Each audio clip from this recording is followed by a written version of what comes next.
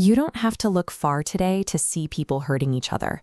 Every time we turn on the news, we're confronted with suffering, exploitation, and cruelty.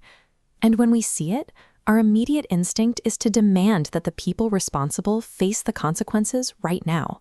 We want a quick fix. We identify the bad actors, we label them as weeds, and decide to rip them out. But if you look far back at ancient theological texts, you find a very different, very uncomfortable piece of advice. This wisdom explicitly warns us against acting on that righteous impatience. It tells us to step down from the executioner's block.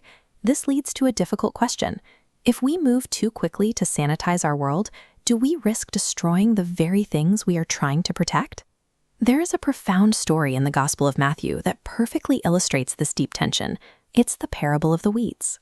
In it, a farmer plants a field of wheat, but under the cover of darkness, an enemy sneaks in and scatters weed seeds across the very same soil. When the workers notice the invasion, they immediately volunteer to pull up the weeds. But the master gives a counterintuitive order. Leave them alone. Under the surface, the roots of the weeds are already wrapping around the wheat, knotting themselves together.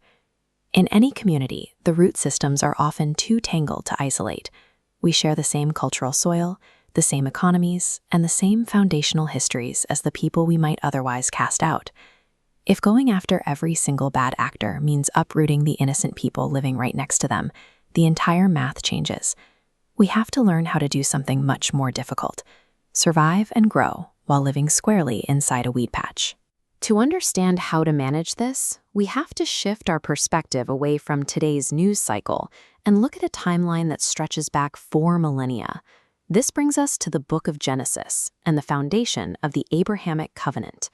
The promise made to Abraham wasn't about giving him immediate dominance over his enemies. It was a slow, multi-generational guarantee. It was an unfolding plan meant to eventually bring a blessing to all the families of the earth.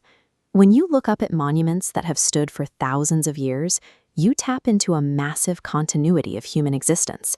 It becomes clear that millions of people before us have lived under the exact same stars, navigating the exact same struggles. Divine justice plays a very long game. Looking at our current problems through this lens of infinite time changes our assignment. Our job is no longer to instantly crush our adversaries. We are asked to endure patiently alongside them. Living out this kind of faith requires throwing away our modern, impatient clocks. We have to align our actions with a deliberate, divine schedule. The clinical psychologist and former Trappist monk James Finley has a term for this way of living. He calls it mystical nonviolence. The core rule of mystical nonviolence is that we must recognize the sacredness of all life. We cannot do violence to another person, even if that person deeply angers or hurts us. The alternative to violence is a rigorous daily commitment to what Finley calls serving love. This means we intentionally reach out and make contact with the suffering around us, offering mercy exactly where it hurts the most. Maintaining this level of patience requires a constant active vigilance. It functions as a psychological shield, protecting our own character while we wait for a justice that operates on a different clock. If you're hearing this and thinking that serving love sounds naive or entirely too soft for a violent world, you wouldn't be alone.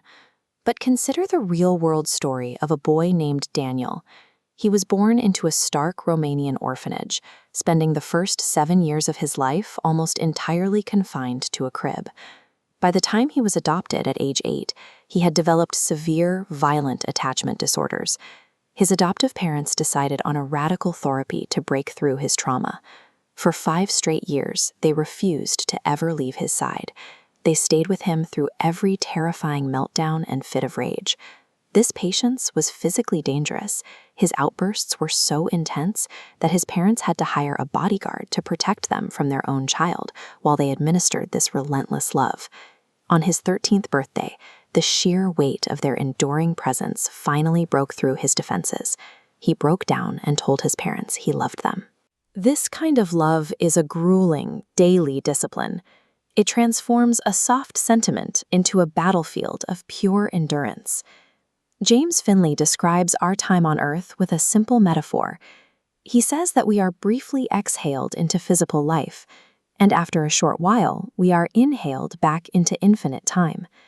True justice will eventually arrive at the end of that grand timeline, sorting out the good from the bad.